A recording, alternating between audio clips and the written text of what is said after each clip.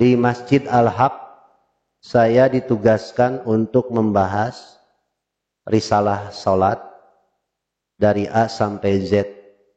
Dan alhamdulillah sekarang sudah baru sampai halaman 41 berkaitan dengan waktu-waktu salat.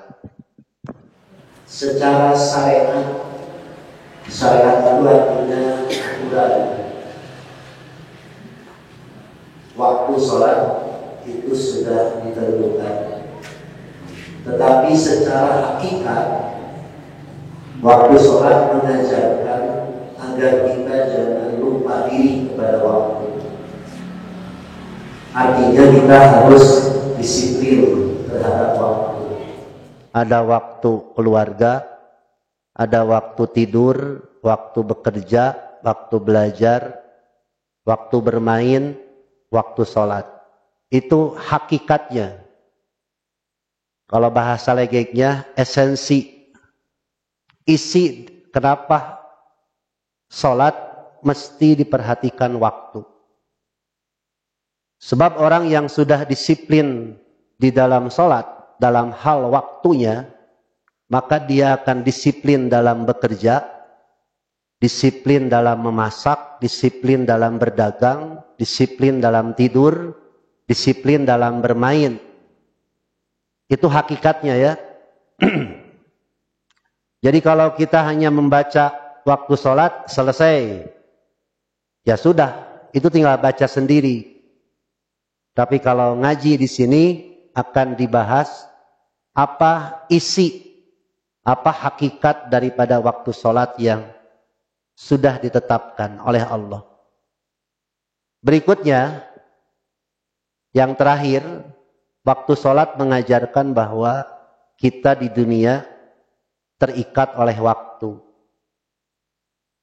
Ada waktu zaman dulu, hari kemarin, ada masa yang akan datang, ada masa sekarang.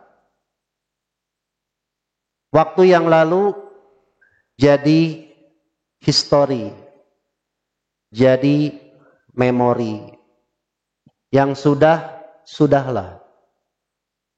Masa jahiliyah, masa tidak tahu, masa dosa, masa kekecewaan, keterpurukan, sakit hati, gagal, itu sudah terjadi.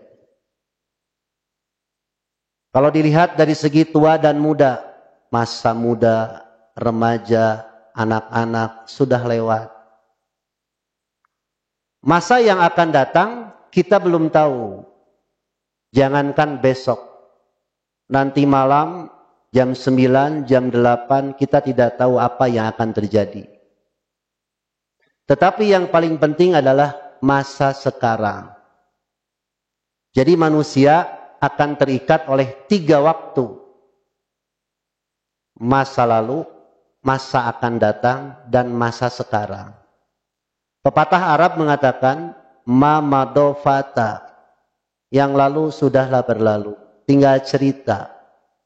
Kenangan-kenangan di masa lalu, enak, tidak enak, suka, duka, manis, pahit, naik, turun, jatuh, bangun. Di masa lalu sudah kubur. Punya mantan, simpan di tempatnya. Di memori, di langit kalau bisa. Kalau di Google ada istilah Google Drive. Kalau takut ketahuan, udahlah dicoret aja di dalam buku telepon. Kalau mengganggu ya mantan kita. Ibu punya mantan enggak? Oh banyak. Alhamdulillah laku. Pak Haji punya mantan? Oh punya? Punya ya? Awas jangan diungkit itu. Nanya tuh ke saya. Ustaz punya mantan gitu. Sok tanya. Berani enggak? Ya, saya juga punya mantan dan sudah saya kubur di alam barzah. Gitu ya? Nah, itu hakikat tentang waktu. Terus kata pepatah Arab, wal mu'ammalu ghaibun, yang akan datang masih gaib. Tidak tahu. Walakas sa'ah allati anta fiha. Yang penting untuk kamu adalah hari ini. Detik ini, menit ini, jam ini, hari ini. Itu yang paling penting.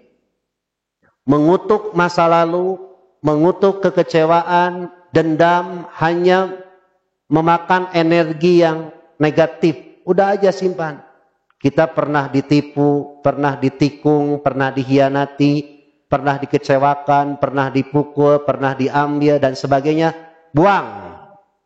Sekarang move on, begitu ya. Itu maksudnya waktu sholat. Sekarang diberi waktu. Ada yang baru hijrah tobat usianya 40 tahun. Ada yang hijrah bertobat usia 50, ada yang hijrah dan bertobat usia 60. Manfaatkan. Kalau kita baca sirah sejarah para sahabat, ada yang baru masuk Islam, belum sholat, belum saum, belum haji. Tapi ada panggilan perang. Bahkan waktu itu dia sedang mau melangsungkan pernikahan. Pernikahannya dibatalkan karena ada panggilan jihad. Dan di dalam sirahnya dibahas sahabat itu mati di medan perang. Oleh Nabi disebutkan mereka dimandikan oleh malaikat. Dulu zaman Nabi ya, tapi ibu jangan mau seperti itu. Udah aja nanti hijrah, tobat kalau sudah tua. Jangan begitu karena kita tidak tahu. Nah, itu kaitannya dengan waktu ya. Saya tadi ngobrol di teras masjid biasa. Sebelum menunggu ibu-ibu ngantuk, biasa Bu ya, ngantuk, hujan.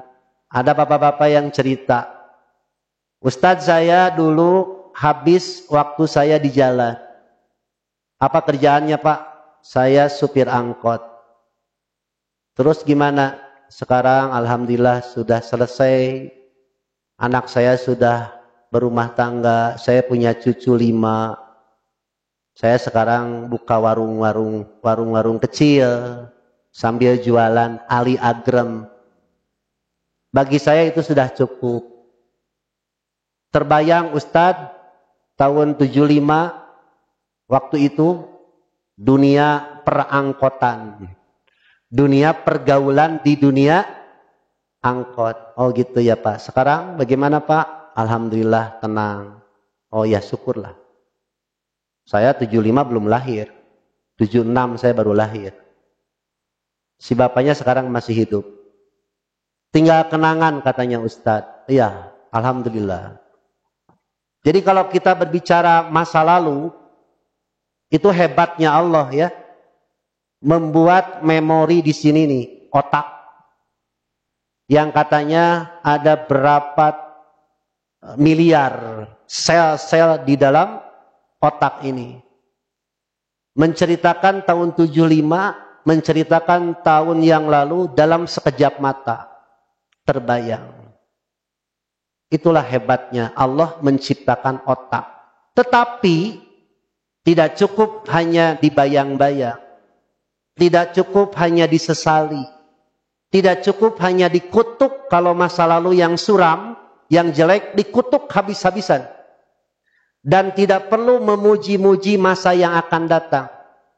Tetapi yang paling penting adalah walakas sa'ah allati anta fiha. Sekarang. Makanya orang banyak rugi ya kalau berbicara tentang waktu. Pengusaha sukses diberi waktunya sama 24 jam. Yang jadi presiden 24 jam. Jadi rakyat jelata pun 24 jam. Cuma cara mengisinya yang beda. Makanya Imam Asy-Syafi'i ketika menerangkan surat Al-Asr. Surat Al-Asr itu adalah wal asri innal insana lafi khusrin illal ladzina amanu wa amilus solihat wa tawassaw bil haqq wa tawassaw bis sabr. Hafal itu? Hafal ya?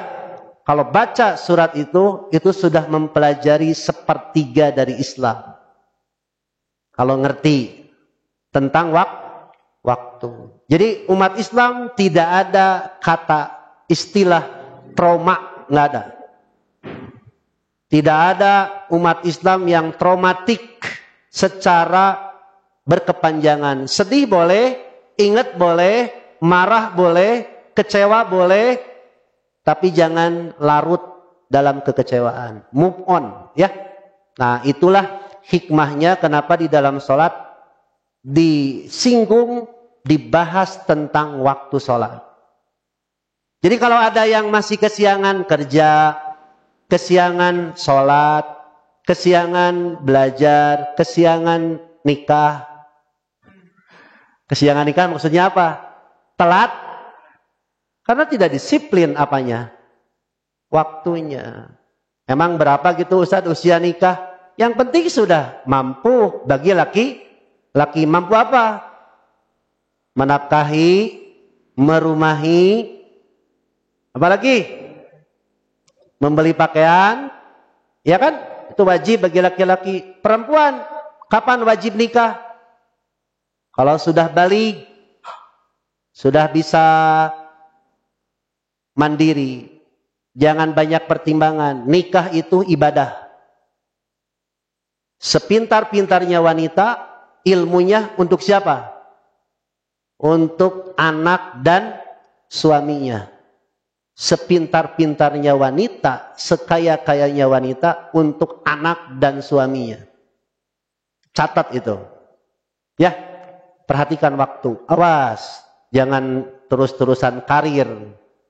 Mengejar karir. Lupa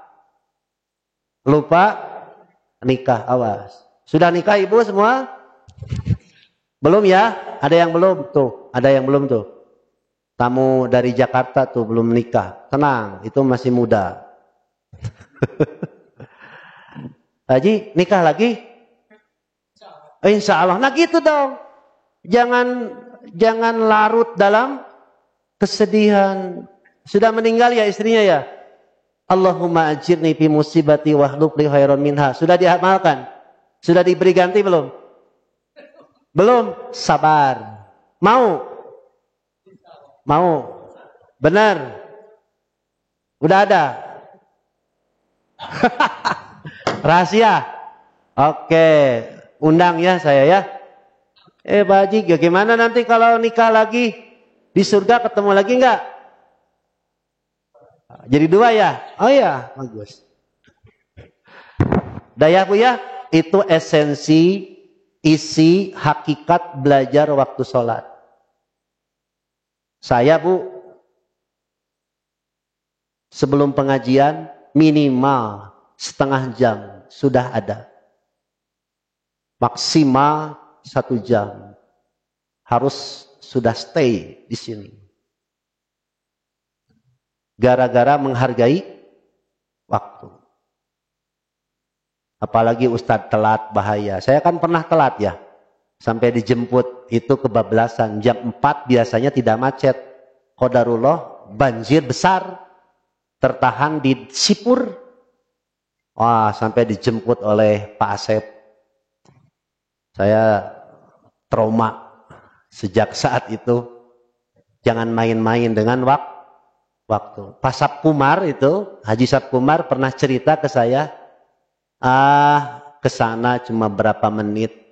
Lupa kepada Allah, terlambat sholat Jumat, lalu dia mau ngajak sholat Jumat, tidak ada yang mau karena sholat Jumat katanya harus 40 orang, pada 2 orang juga cukup. Tidak ada yang mau karena tidak ada ilmu. Itu cerita Pak Sapkumar ke saya, masih ingat. Jadi jangan sombong. Balai endah, setengah jam juga nyampe. Awas, libatkan Allah. Yang membuat lancar kita ke sini siapa? Allah, begitu. Ya.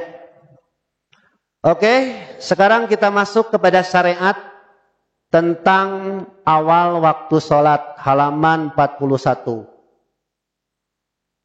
Halaman 41 sudah dibahas Awal waktu duhur, sekarang tinggal lihat kalender. Jam berapa sekarang duhur, Bu?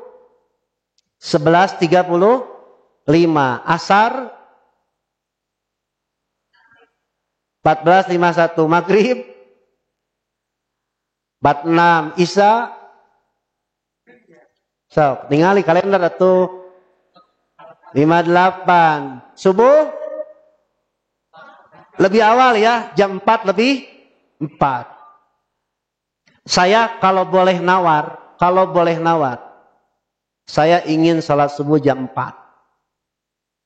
Enak jam 4. 2:30 bangun, mandi, salat, baca Quran, istighfar, ke masjid, enak. Kalau boleh nawar, enak jam 4 itu. Ya?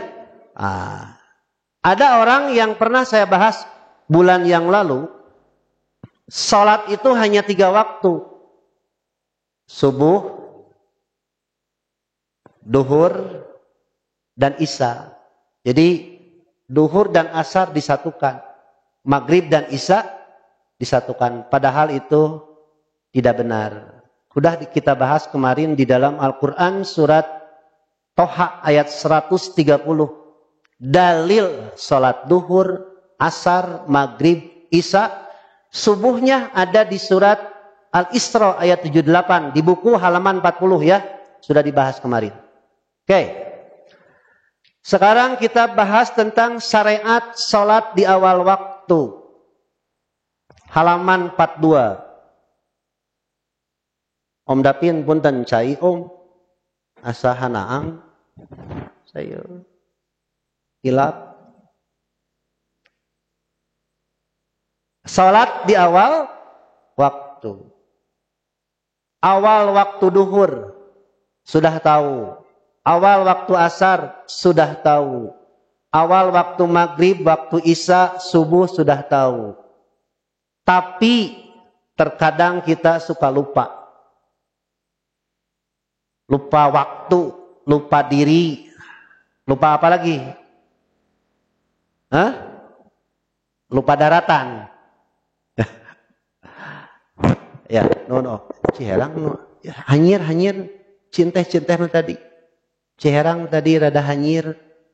Apa itu hanyir? Bau amis ya. Air teh. Tadi rada bau amis, kurang enak. Nu tadi we Om, yos nu tiis oge. Asa ulah cikiih we. Tahu cikiih eca air kencing. Air kencing. Ya, kita baca hadisnya ya. An Ibnu Mas'udin radhiyallahu an. Ibnu Mas'ud itu sahabat Nabi yang badannya kecil. Badannya kecil. Satu waktu Ibnu Mas'ud pernah tersingkap, betisnya terlihat. Lalu para sahabat mentertawakan. Tapi Nabi menghibur, yang kamu tertawakan itu fisiknya ringan, tetapi timbangan amalnya berat. Mana nanya pacai teh? Sekali lagi, ini jangan tersinggung ya. Bismillah. Tadi mah bau hanyir.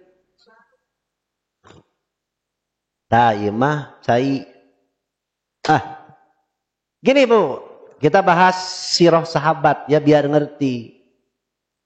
Sahabat Ibnu Mas'ud itu orangnya kurus, kecil. Satu ketika tersingkap betisnya kelihatan. Oleh sahabat ditertawakan, Nabi tahu dan Nabi menghibur. Para sahabat, betisnya Ibnu Mas'ud itu kecil dan ringan. Tetapi timbangan amalnya berat. Paham? Manusia bukan dilihat dari berat badannya. Manusia dinilai bukan dari tinggi dan pendeknya. Tetapi manusia dinilai dari nilai amal solehnya. Kalau kata orang Sunda, Yang dibutuhkan dari manusia itu adalah tenaganya, pekerjaannya, keringatnya, bukan cantik, rupawan, tampan, dan lain-lain. Tapi isinya. Buat apa? Cakep, gagah, cakep, tampan, tapi nggak ada kerjaan. Itu yang paling penting. Ya, ibu suka skincare. Oke. Sebelum skincare, ibu berdoa. Allahumma kama hasanta holki, kama ahsanta holki pahasin huluki, kan begitu. Ya Allah, sebagaimana engkau telah membaguskan tubuhku, baguskan juga akhlakku. Begitu ya? Jadi ingat, jangan lupa setelah make up, amal soleh. Nah, Ibnu Mas'ud badannya kecil, tetapi timbangan amalnya berat. Kenapa? Sebab dia beramal soleh. Dan dia termasuk ahli tafsir di bawah Ibnu Abbas. Di bawah Ibnu Abbas. Ya, Abdullah bin Mas'ud. Jadi kalau kita melihat orang, jangan dilihat dari segi fisiknya. Bisa jadi fisiknya kecil, bahkan maaf ya, sederhana, tetapi bisa jadi amal solehnya banyak atau besar. Itu yang paling penting. Lanjut. Kata Ibnu Mas'ud, qala Rasulullah sallallahu alaihi wasallam, Rasulullah telah bersabda, afdalul a'mali as-salatu fi awwali waqtiha. Amal-amal yang paling utama yang memiliki nilai lebih adalah salat di awal waktunya. Itu sudah paham, tidak usah dijelaskan lagi. Pertanyaannya, keutamaannya apa? Baik. Kelebihannya apa? Begini Bu, yang disebut paling utama, yang disebut fadilah, ada nilai lebih. Orang yang sholat di awal waktu, dia akan tenang. Mulai dari bangun tidur, mulai dari wudhu, mulai dari berpakaian, duduk bisa di awal. Dan awal saf pertama, itu dihuni oleh para malaikat. Ya, itu dihuni oleh para malaikat. Itu kelebihannya. Kemudian, secara dunia, orang yang tepat waktu di awal waktu sholat, dia tidak akan terganggu oleh penyakit. Begini Bu, rata-rata ketika mau sholat, godaan yang mengganggu adalah ngantuk, menguap. 2, pengen buang air. Betul tidak? Betul Pak Haji? Ya, pengen buang air ya? Itu saya juga mengalami. Dan orang yang disiplin sholat di awal waktu, dia akan membaca. Oh, kebiasaan saya ini, biasanya begini. Ada gangguan ini dan itu. Itu sudah tercover. Sudah diselamatkan. Karena sudah disiplin di awal waktu. Makanya orang yang suka menunda-nunda waktu, kata Nabi, menunda-nunda waktu sholat, dia termasuk orang-orang yang sudah mendekati pintu neraka. Apalagi sampai tidak sholat gitu. Apalagi sampai tidak sholat. Wah, bahaya. Dan yang paling berat adalah orang yang bekerja di luar. Pedagang di pasar, itu paling berat. Untuk sholat di awal waktu, termasuk pekerja yang berkaitan dengan kotoran. Maaf ya, berkaitan dengan oli, debu. Ya, berkaitan dengan kotor aja. Ada perasaan canggung.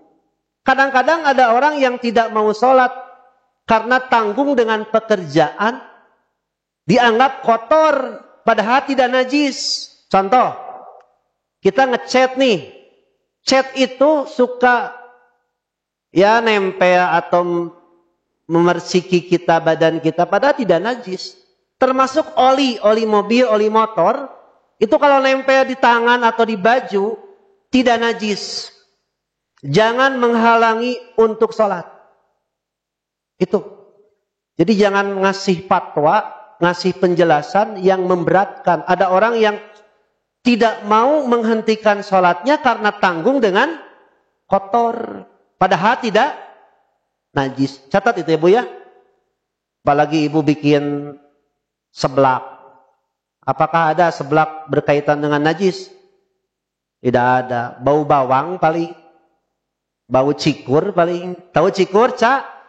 Kunyit. Kencur ya? Oh, sok tahu. Jadi jangan terhalang. Pak Yek, kalau Haji Yek sedang bekerja, ada kaitan dengan oli, cuci aja. Ternyata masih ada bekasnya, tidak najis. Yang penting tidak najis. Baju misalkan nih, baju olahraga. Sebenarnya baju olahraga bisa dipakai sholat. Cuma kalau waktunya mepet, dengan baju olahraga itu sepanjang tidak najis boleh dipakai. Gitu. Oke, lanjut.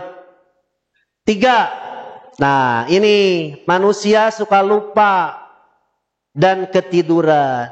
Suka lupa dan ketiduran. Bagaimana hukumnya apabila orang lupa atau ketiduran sehingga tidak sholat? Ada solusinya. Hadis yang bersumber dari Abu Qatadah. Saya tidak akan bahas Abu Qatadah. Nanti aja. Kata Abu Qatadah, Zakarulin nabiyyi.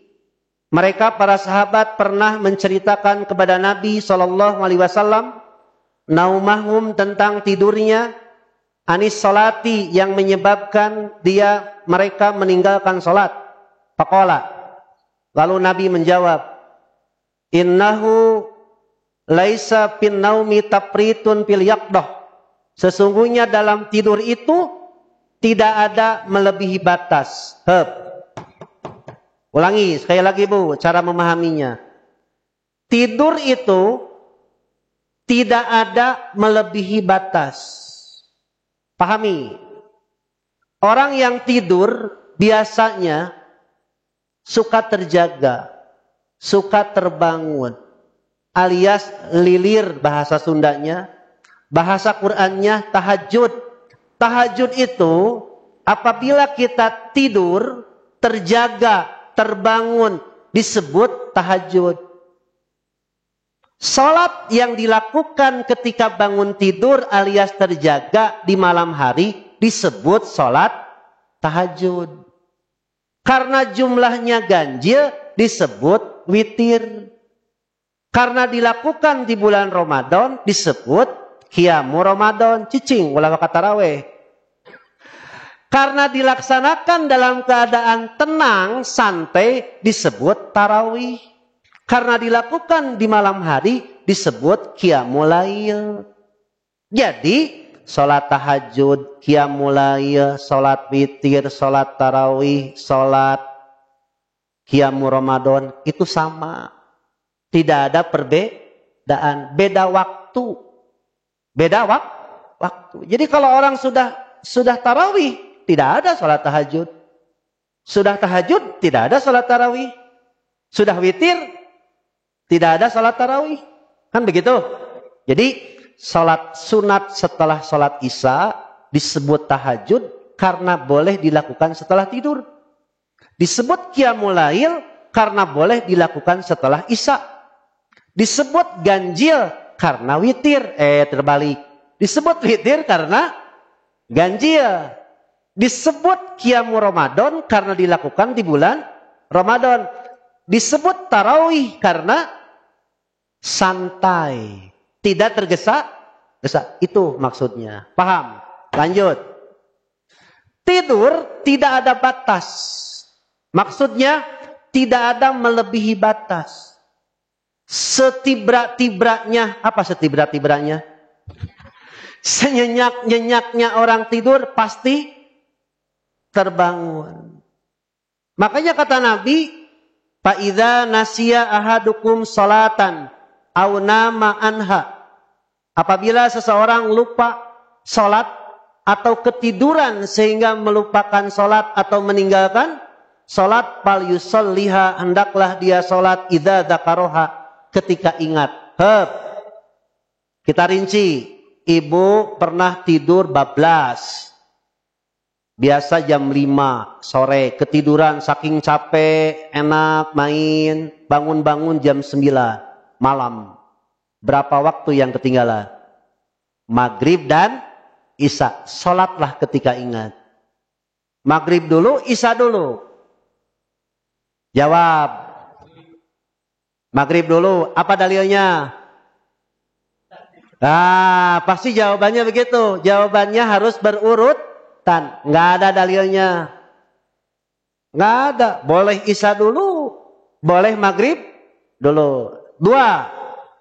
Ibu belum sholat subuh, belum sholat Isya, ketiduran habis maghrib, bangun-bangun jam 6 pagi, waktu Indonesia Barat.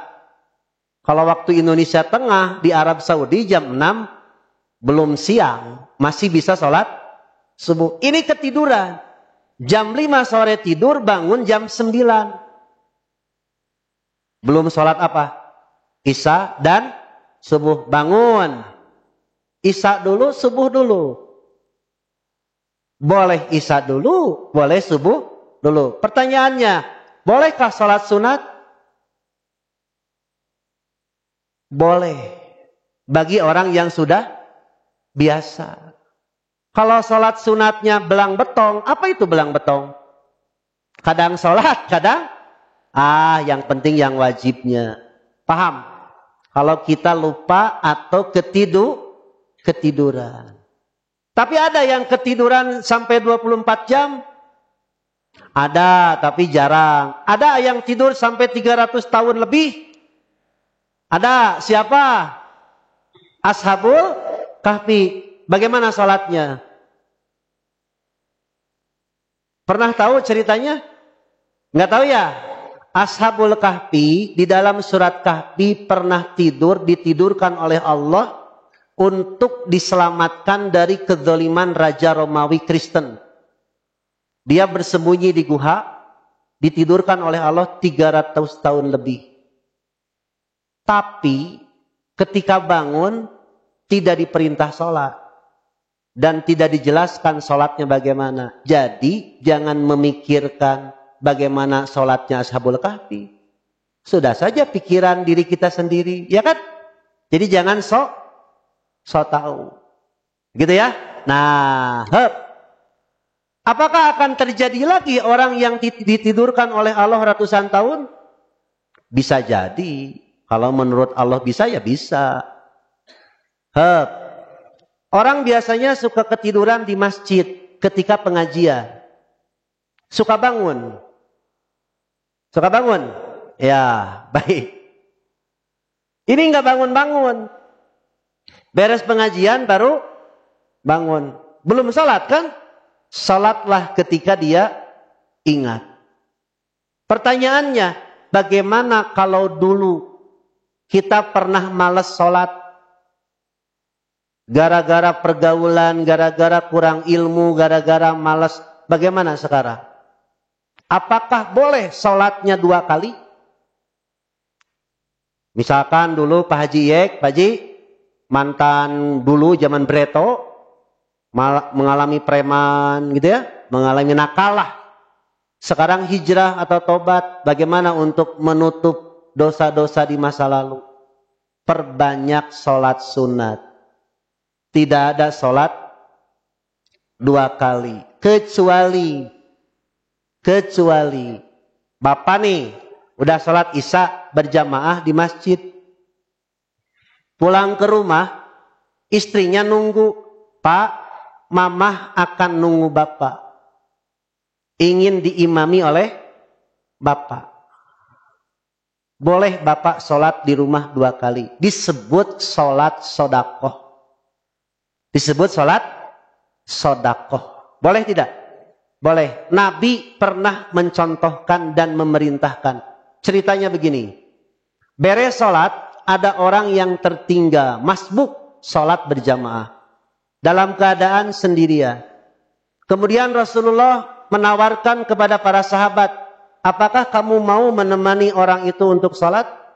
Sebab untuk kamu itu jadi sodakoh. Sodakohnya dengan sholat. Jadi sodakoh tidak mesti dengan uang. Bisa dengan sholat. Nah, Dulu kita pernah malas sholat, pernah meninggalkan sholat, karena apa? Terserah. Sekarang perbanyak sholat sunnah. 1, tahajud. 2, rawatib. 3, duha. 4, tahiyatul masjid.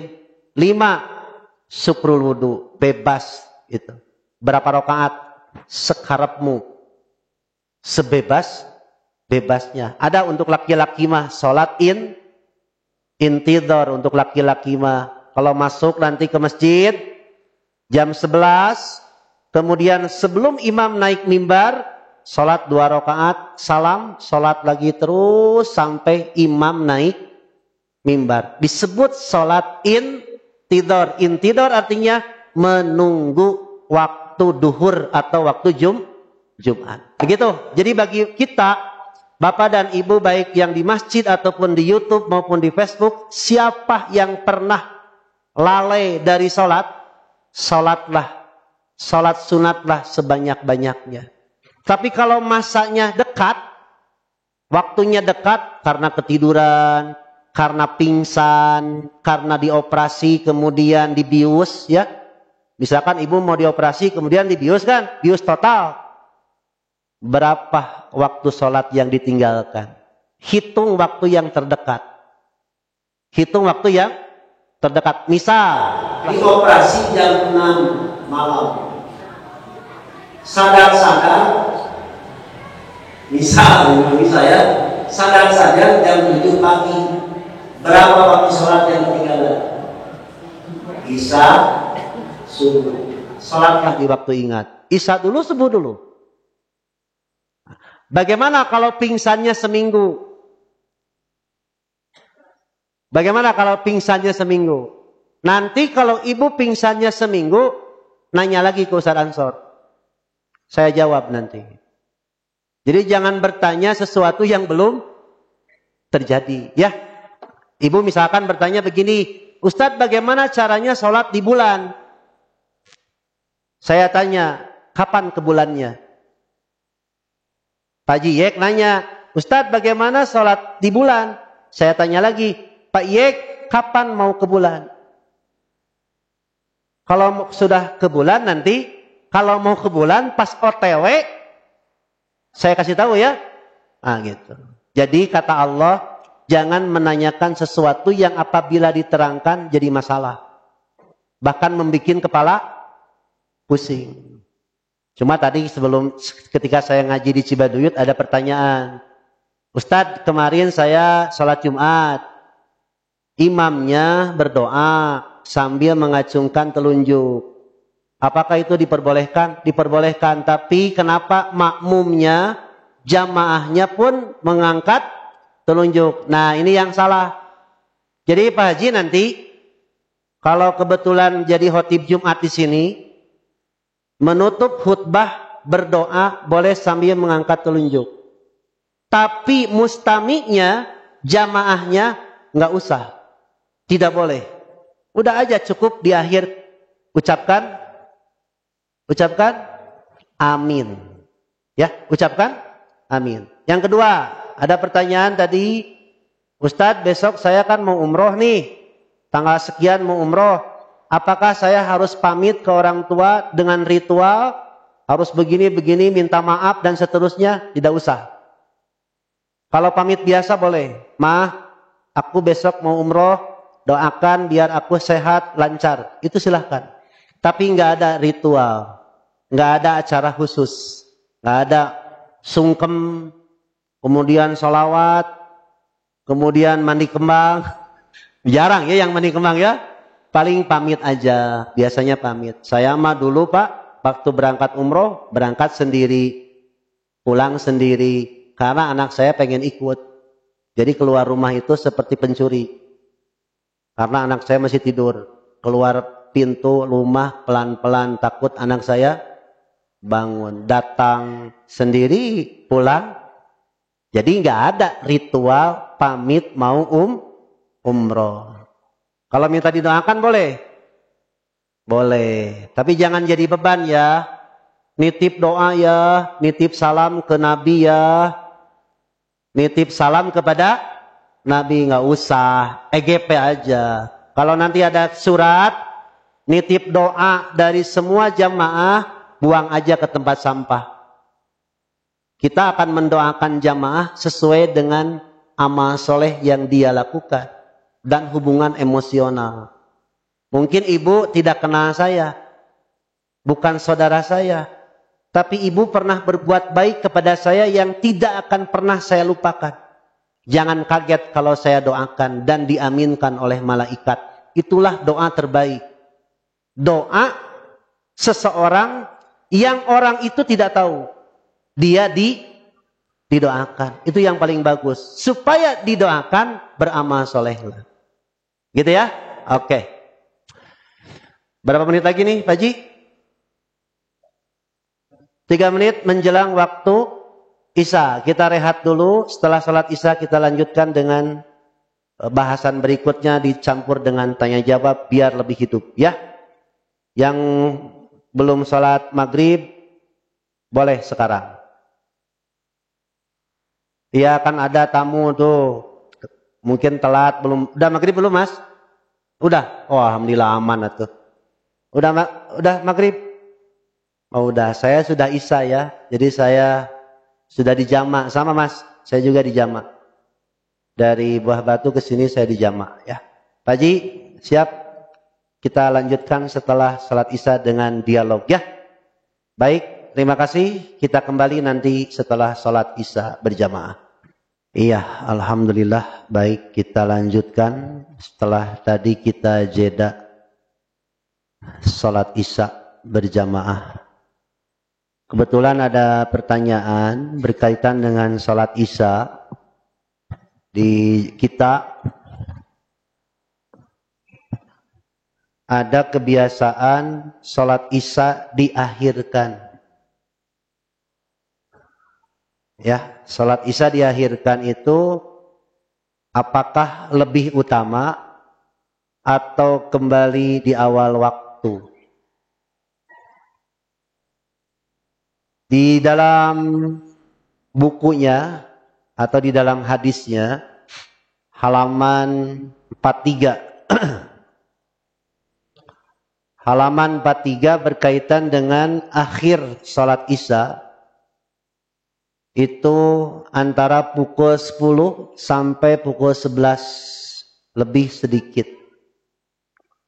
Itu yang paling utama. Tetapi ada syaratnya. Ada syaratnya. Laula an asyukka ala ummati. Kalau tidak memberatkan kepada umatku. Berarti apabila kita merasa berat mengakhirkan sholat Isya, jangan. Apabila kita berat mengakhirkan sholat Isya, jangan diakhirkan. Apalagi godaan sholat Isya itu sama dengan sholat subuh.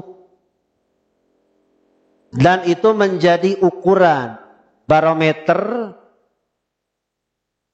iman dan tidaknya seseorang. Dilihat dari sholat subuh dan sholat Isya-nya. Kata Nabi, sholat yang paling berat dilakukan oleh orang-orang munafik adalah sholat subuh dan sholat Isya. Jadi, kalau kita sampai menunda-nunda mengakhirkan sholat Isya sampai tidak sholat, itu gejala tanda orang munafik. Yang kedua, pernahkah Rasulullah mengakhirkan sholat Isya? Oh pernah. Gara-gara apa? Gara-gara banyak pertanyaan. Gara-gara kajian. Ibnu Umar juga pernah mengakhirkan sholat Isya gara-gara mengkaji.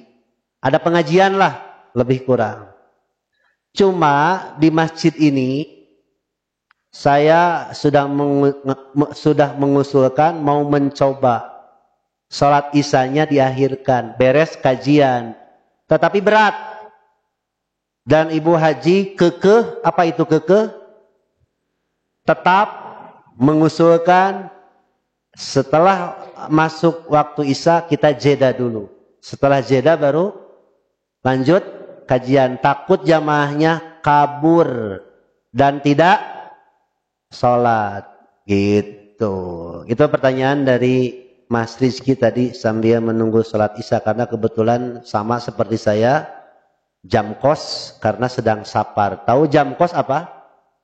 Jamak kosor. Pertanyaan kedua, mau Pak Yek dulu, mau di saya dulu? Oke. Di sini,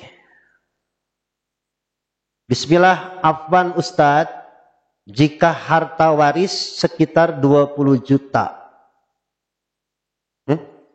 Harta waris sekitar 20 juta rupiah. Bukan dolar ya, 20 juta rupiah. Rupiah neng, dolar. Berapa bagian rupiah yang diterima oleh 5 anak laki-laki dan 3 anak perempuan? 5 anak laki-laki dihitung 10. Karena 1 anak laki-laki sama dengan 2. 5 anak laki-laki kali 2 berapa? 10. Tambah 3 anak perempuan. Jadi 20 juta dibagi 13. Oke. Saya hitung dulu pakai kalkulator. Da Ustadz mah seperti dukun. Harus segala tahu. 20 juta dibagi 13. Dibagi 13 ya. Gimana Bu? Pak Haji? Berarti satu orangnya 1.538.000. Ya, 1.538.000 kali 2 anak laki-laki berarti sekitar 3 jutaan ya. Nah, gitu gampang. Kalau ada ayah ibu dari yang meninggalnya dapat 1/6. 1/6 karena punya anak kan? Gitu ya? Oke. Udah, mau Pak Yek nanya? Dok.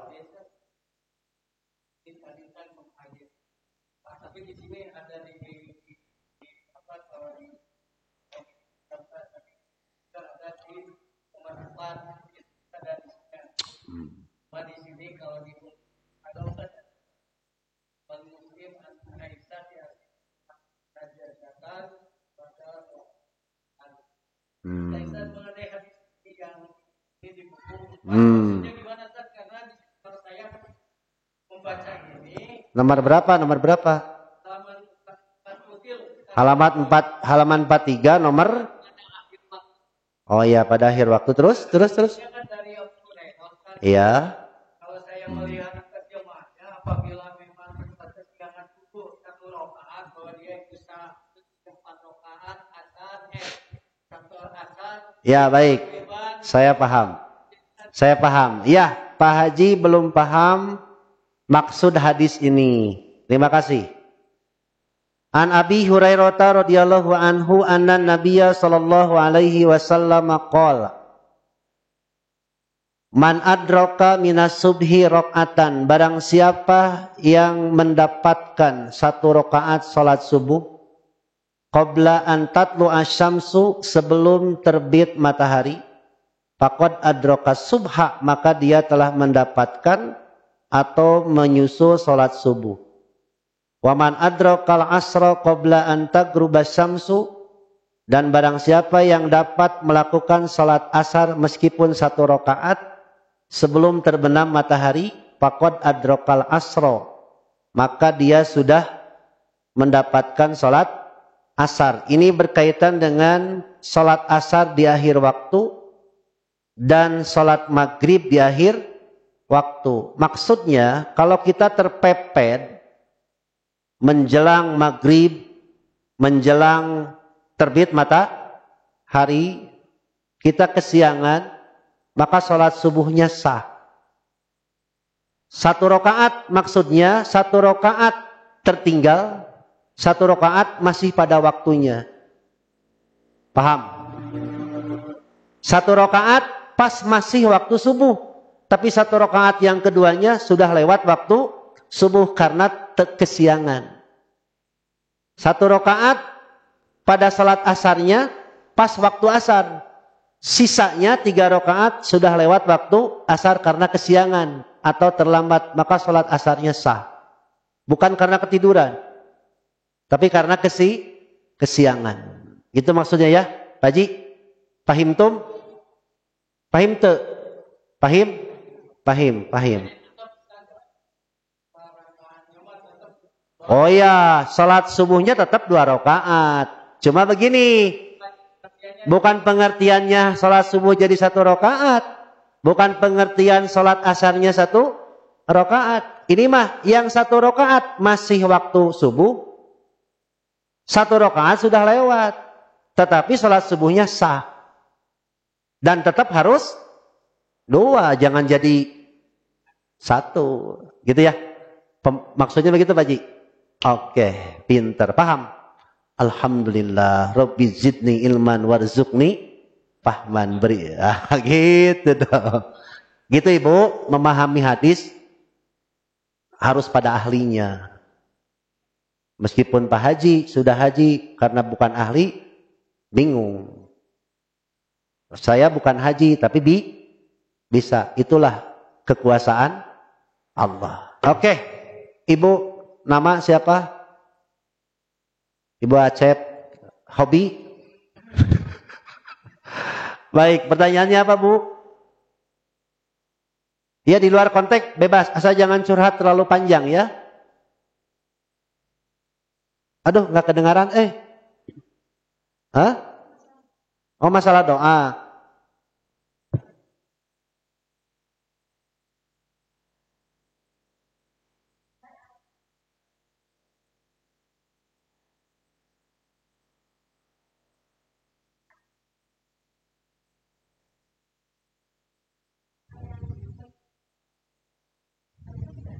Betul. Baik.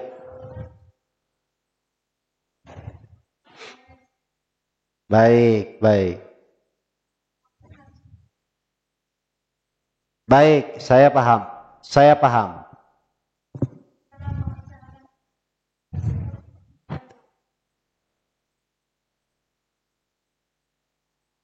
Baik, begini ya Bu. Bukan tidak boleh minta didoakan.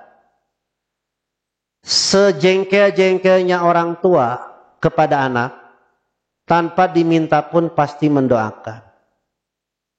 Ada orang bukan kekeluargaan, bukan nasab, bukan family, tapi dia didoakan tanpa diketahui oleh orang itu. Itu di luar keluarga. Tapi anak kita atau di luar anak kita pun minta didoakan, doakan saja. Nah, kemudian doanya apakah harus terdengar oleh yang memintanya? Tidak usah. Makanya begini Bu, kalau kita minta didoakan, orang yang mendoakannya akan menjawab begini, insya Allah saya doakan nanti dalam sholat. Karena sholat itu amal soleh. Dan untuk mengangkat doa itu syaratnya harus amal soleh. Kecuali kalau yakin kita punya amal soleh, pada waktu itu doakan. Tapi kalau ibu belum punya amal soleh, jangan langsung mendoakan. Saya kasih contoh ya, sering saya minta didoakan. Ustaz doakan ya, suami aku lagi sakit, mudah-mudahan disembuhkan. Insya Allah saya doakan nanti dalam sholat, terima kasih. Gitu. Dan saya dalam sholat mendoakan orang yang minta tadi. Ya Allah, si ibu ini tadi minta didoakan agar suaminya disembuhkan dari penyakitnya. Lalu saya berdoa, Allahumma rabban nas adhibil ba'sa mudhibal ba'si isbi anta syafila shifa ila shifauka shifaan la yughadiru saqama. Begitu.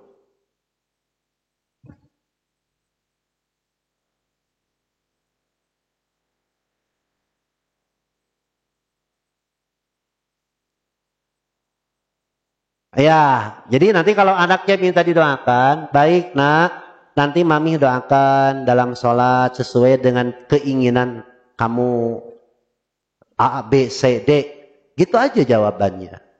Karena hari ini, waktu ini mamah belum amal soleh. Atau begini, nak, tanpa diminta pun, mamah itu pasti mendoakan anak-anaknya. Mulai kesehatannya, rizkinya, jodohnya, dan sebagainya. Gitu aja.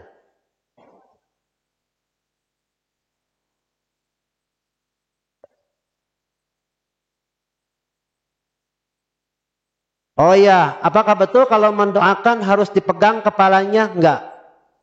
Enggak. Kecuali kalau sakit. Kalau sakit, Nabi kalau menjenguk orang sakit, suka bertanya, mana bagian yang sakitnya? Ini. Lalu Nabi menempelkan tangannya. Tuh, murahnya. Lalu Nabi berdoa. Ya, lalu Nabi berdoa sambil menempelkan tangannya di bagian yang sakit. Itu kalau sakit. Kalau kepala anak kita nggak sakit kemudian harus diusap, lalu ditiup, wah, itu namanya dukun, itu namanya. Gitu Bu ya. Ada lagi? Oke.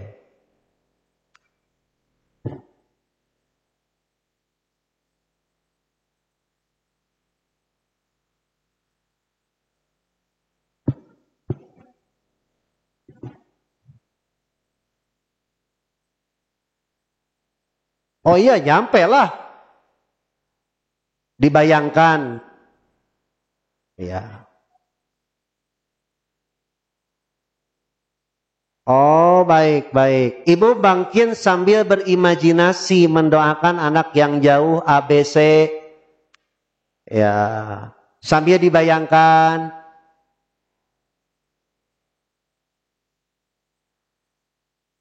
Oh, baik. Ya, itu urusan teknis diperbolehkan.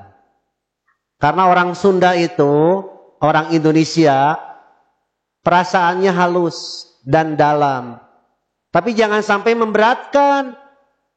Sehingga mendoakan anak kita yang jauh dibayang-bayang. Kecuali lagu Ona Sutra. Terbayang apa sih Ibu? Berarti kita sejaman Bu ya. Jadi Ibu jangan jadi berat. Saya nih, kemarin anak saya pergi ke Jawa Timur. Bawa mobil sendiri sama temannya. Tanpa diminta pun saya doakan. Tapi saya nggak ngebayangin nyetirnya, perjalanannya, capek. Mending gini aja, ya Allah titip anak saya. Semoga dijaga, semoga diselamatkan dari mulai berangkat sampai pulang. Itu ya. Kecuali kalau anak dan orang tuanya sekarang main pikol. Tahu pikol Ibu? Video? Nah itu beda lagi.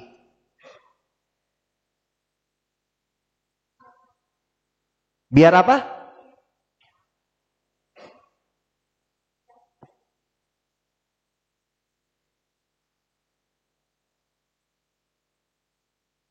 Oh iya, tapi jangan memberatkan ya. Jangan memberatkan ya. Boleh, tapi jangan memberatkan ya. Capek nanti dibayang-bayang. Kalau dibayang-bayang mah capek. Dan Ibu jadi capek nanti. Itu kalau sakit.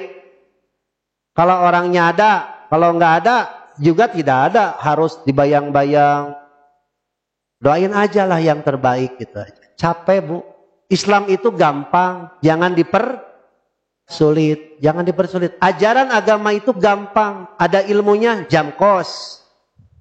Ada ilmunya kan? Jam kos. Sedang sapar, ada air, boleh tayamum? Boleh, ada ilmunya. Jadi gampang, tapi jangan dipersulit. Gitu. Nah nanti Mas Rizky tuh sama Endah, Eca umroh sama saya tanggal 10. Kan Ustadz sholat di Mekah itu lebih utama. Bandingannya 1:100.000. Mana yang lebih utama? Jam kos. Nabi selama 18 hari ketika haji jama kosor. Jadi kalau ada tidak berdosa, cuma melanggar sunnah. Tidak berdosa, cuma melanggar sunnah. Udah jam kos aja. Kecuali tadi sudah sholat, balik lagi ke masjid, sholat yang kedua. Nah, nanti di Mekah pas mau jam kos, jam kosor, tiba-tiba ada sholat jenazah kan? Mana yang didahulukan? Jam kos. Sholat jenazah mah fardu kifayah, cukup diwakili satu orang sah. Kan orang kadang-kadang memburu pahala tanpa tahu keutamaan. Berikutnya dari orang Pangalengan, maaf Ustadz di YouTube tidak ada, Om, daya gitu Om. Kunaon ari ibu sok ngareureuwas. Habis kuota mungkin. Sok tengeunah capek-capek. Iya Bu, kita tadi ngeganggu pisan ya. Ya, lanjut kita buka di sini masih ada, kalau enggak di YouTube. Oke, Pak Lili. Gimana Pak? Waris ya. Anaknya 2, perempuan.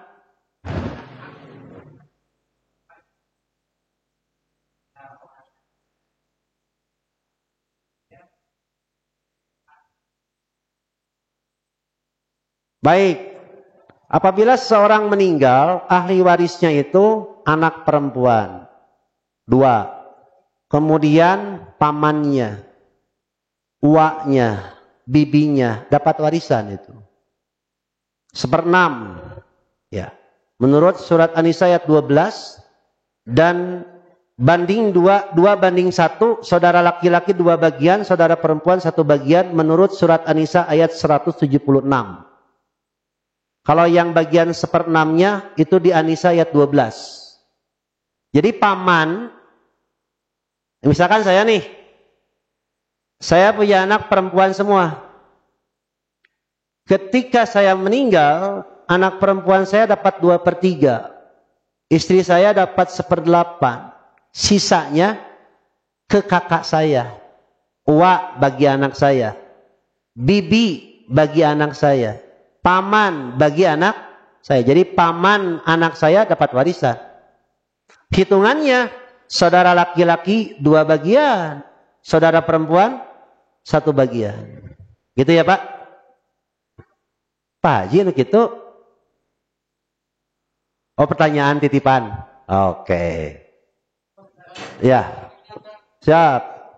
Kalau ini saya misalkan punya warisan dari orang tua, terus istri meninggal, kalau warisan saya dari orang tua menjadi warisan anak-anak. Anak saya 2, istri itu bagiannya. Baik, yang disebut waris tirkah itu peninggalan. At-tirkatu hiya ma tarakahul mayyitu min malin aw haqqin. Yang disebut peninggalan itu adalah apa yang ditinggalkan oleh si mayit. Apa yang ditinggalkan oleh jenazah. Berupa apa? Berupa harta. Harta yang mana? Harta warisan, harta bersama, jadi warisan buat anaknya, buat istrinya. Bapak nikah, dapat warisan dari orang tua bapak. Lalu bapak meninggal, istri bapak dapat warisan. Bukan karena dari orang tuanya, bukan karena dari mertua, tapi karena pernikahan dengan anaknya. Kalau saya sendiri, saat ini kan saya punya warisan dari orang tua saya. Istri meninggal itu jadi warisan karena anaknya orang saya dapat warisan dari orang tua. Saya nikah, ya begitu nikah kan punya warisan dari orang tua. Berumah tangga juga masih punya warisan. Istri saya meninggal, karena anak saya yang ada perempuan 2, warisan dari orang tua yang saya terima dari orang tua ini jadi warisan ke keluarga dari ibu. Enggak. Jadi warisan Pak Iyek dari orang tua tidak jadi warisan bagi keluarga istri. Nggak ada hak, nggak ada. Yang dia dapat warisan, keluarga istri Pak Iyek itu dapat warisan dari harta istri, bukan dari harta Pak Iyek. Kartos, ya. Hah? 1/6. Berapa saudaranya? Banyak, sedikit? 2. Oh banyak. Kalau banyak 2/1 tetap. Ya. Udah. 2/1 dari sisa. Ya, betul. 1/6 itu dibagi 2/1. Ya. Di YouTube ada pertanyaan.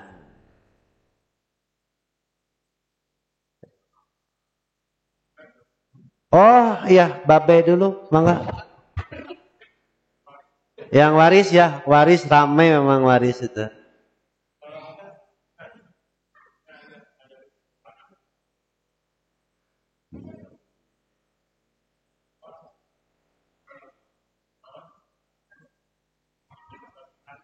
Ya, baik. Pertanyaannya, ada yang meninggalkan ahli waris 10 anak. 5 anak laki-laki, 5 anak perempuan. Tapi anak laki-laki yang paling tua ingin dibagi waris secara merata. Bagaimana hukumnya? Dosa. Dosa.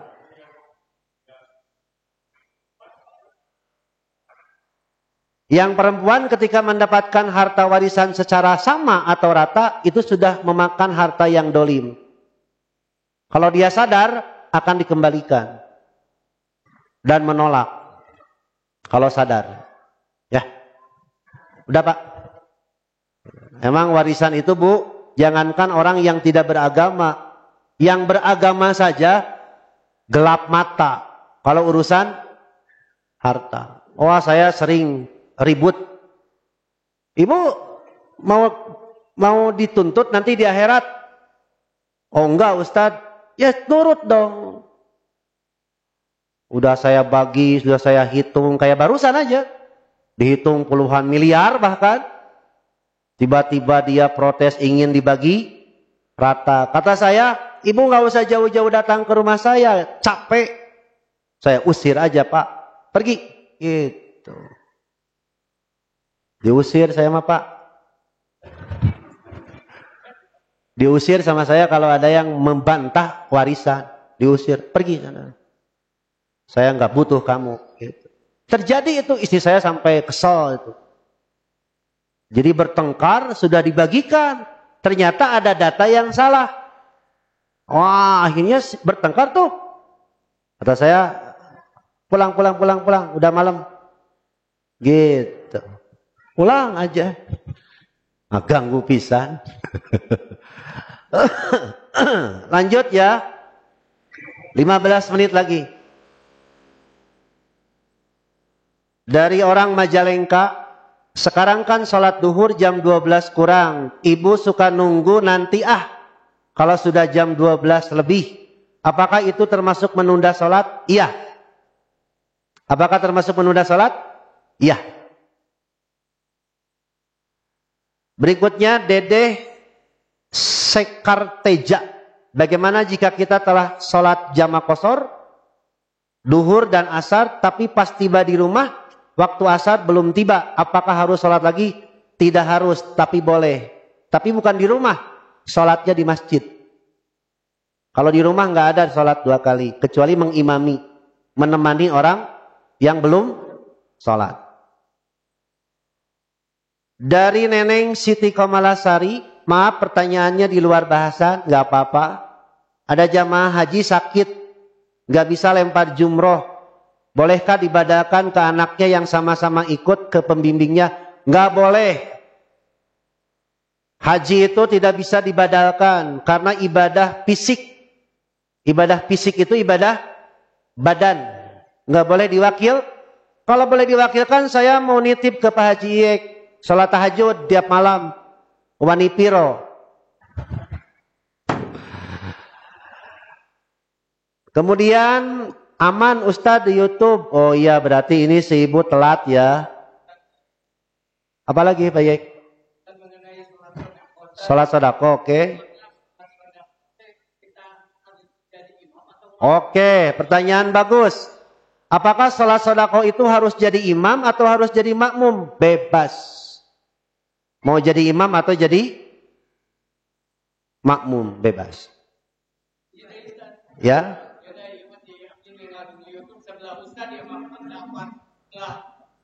Di samping mengenai sholat di kendaraan, saya melihat ada yang mencontohkan di bis dan di pesawat.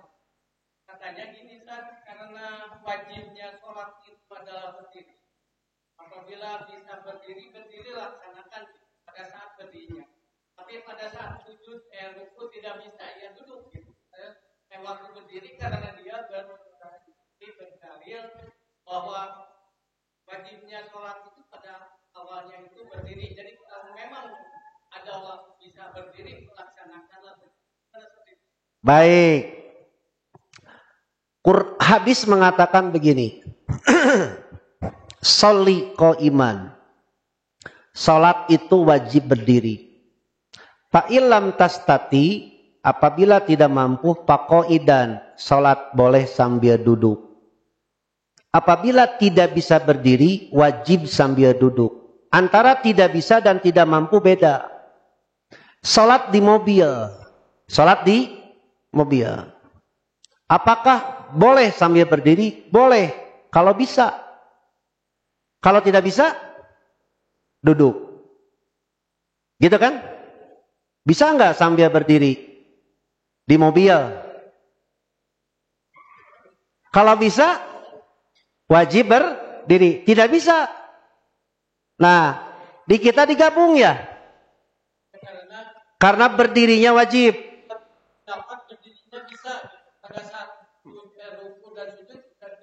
Betul. Jadi begini jawabannya. Boleh berdiri. Pada saat berdirinya bisa. Tadi saat sujud kan nggak bisa. Duduk. Jadi digabung ya. Digabung antara berdiri dengan antara berdiri dengan sujud. Jadi ketika sujudnya dia tidak bisa berdiri. Rukunya tidak bisa sambil berdiri. Ya di mana-mana ruku juga tidak berdiri pasti. Cuma Rasulullah mengajarkan sebenarnya gampang. Jadikanlah sujud lebih rendah daripada ruku. Berarti Nabi sudah memberikan keringanan. Duduk saja. Karena tidak mampu. Dan tidak bisa sambil berdiri. Cuma itu saya menghormati ya. Pendapat sebelah YouTube saya. Sebelah YouTube saya ada yang berpendapat. Kalau masih bisa berdiri, berdiri. Bagaimana nanti ruku dan sujudnya? Duduk. Berarti digabung. Berdirinya ada. Duduknya ada. Kalau begitu buat apa sholat sambil duduk atuh? Berarti kan tidak sempurna sholat sambil berdiri. Ketika tidak bisa dilakukan secara sempurna dalam keadaan berdiri, duduk. Bukan digabung. Tidak bisa sambil duduk, apa? Berbaring.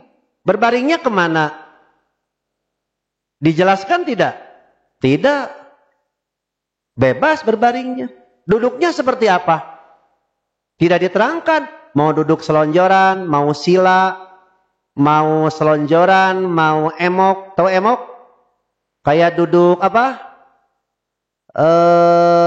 Duduk atahiyat awal atau duduk atahiyat akhir, bebas. Mau di kursi, silahkan.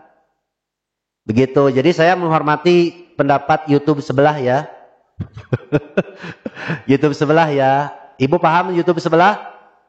Paham ya? Itu kode etik, jangan disebutkan. Berikutnya.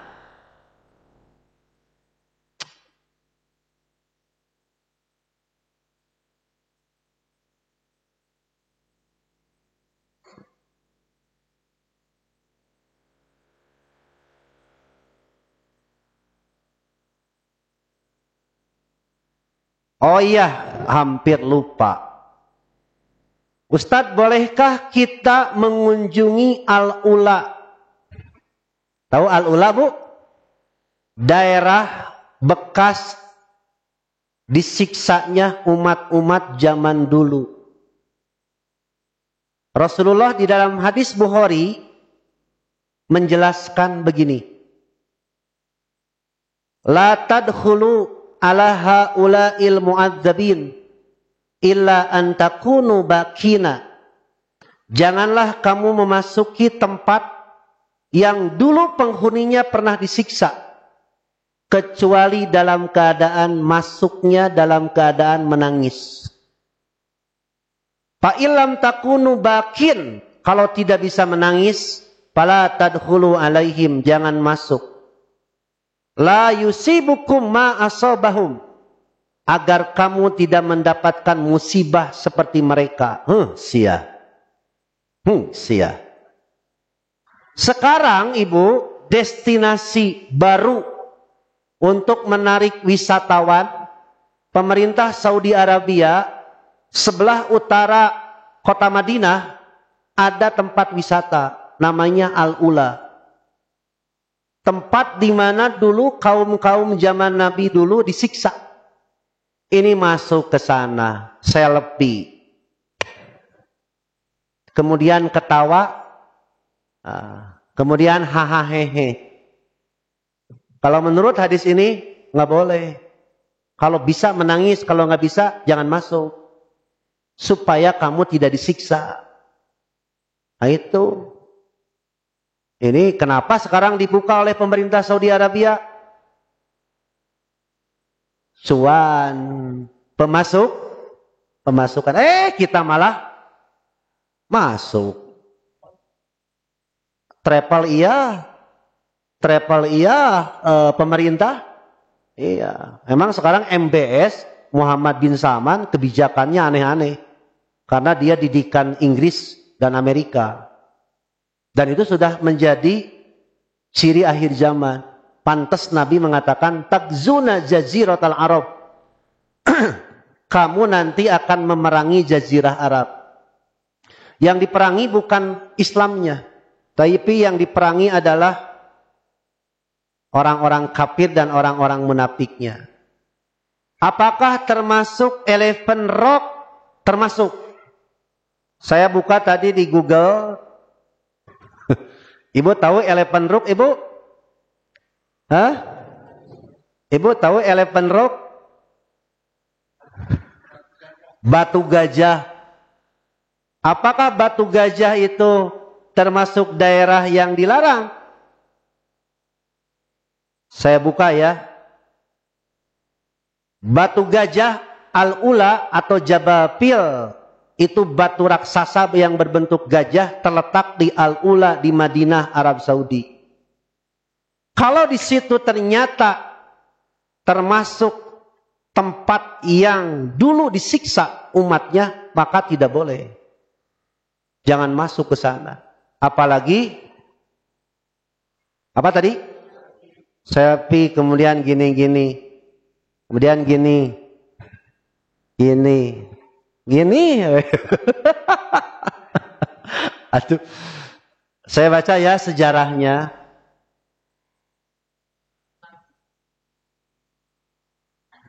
Peninggalan Nabatea berusia 2000 tahun. Saya nanti kalau umroh sama Mas ya, Ki, jangan yang aneh-aneh ya. Jangan minta yang aneh-aneh ya, jangan. Saya nanti harus tegas juga.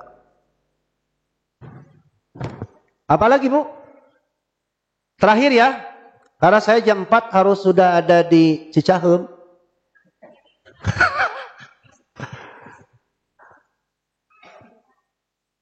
Rumah sakitnya di mana? Al Ihsan, oke.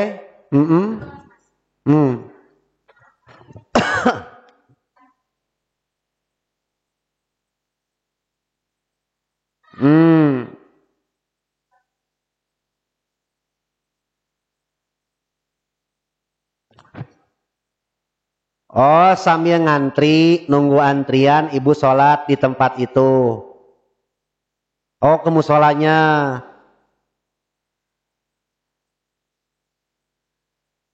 Kenapa tayamum?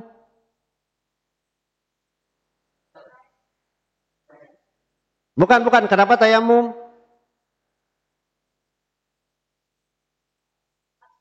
Kalau lagi sapar. Ibu kesini ke Al Ihsan sapar enggak? Minimal 5 sampai 6 kilo. Baru sapar. Ibu rumah di mana? Di sini. Ke Al Ihsan ada 5 kilo enggak? Oh enggak, kalau 1 kilo jangan.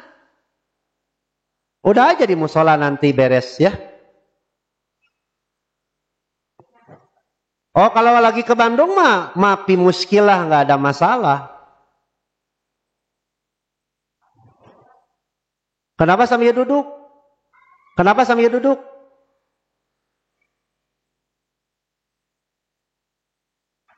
Oh ibu nggak bisa sholat sambil berdiri. Kalau ibu masih bisa berdiri di musola, berdiri. Begini, kalau tidak bisa berdiri itu gara-gara sakit, gara-gara tempatnya sempit, tidak nyaman, itu baru boleh sambil berdiri. Sambil duduk ya.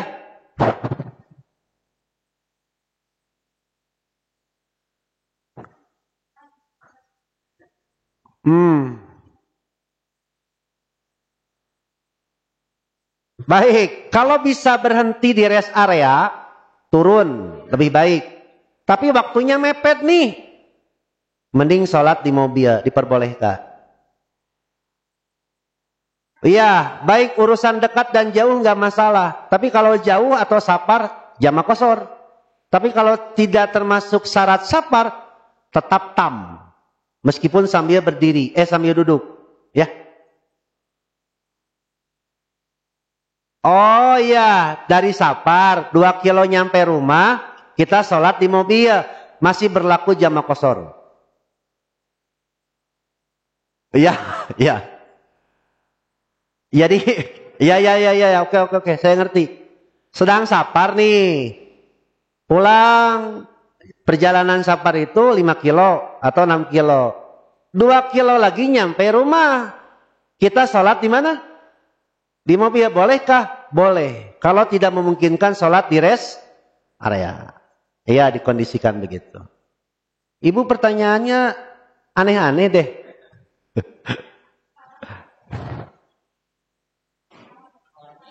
Water alami, ya. Oke, saya paham. Terakhir, setiap wudhu di ember, di apa namanya itu? Jadi wudhunya pakai ember airnya, terus diseduk pakai 2 telapak tangan dari dulu. Apakah betul seperti itu? Boleh. Boleh dengan tangan sendiri atau pakai keran, itu bebas ya. Orang Bogor itu.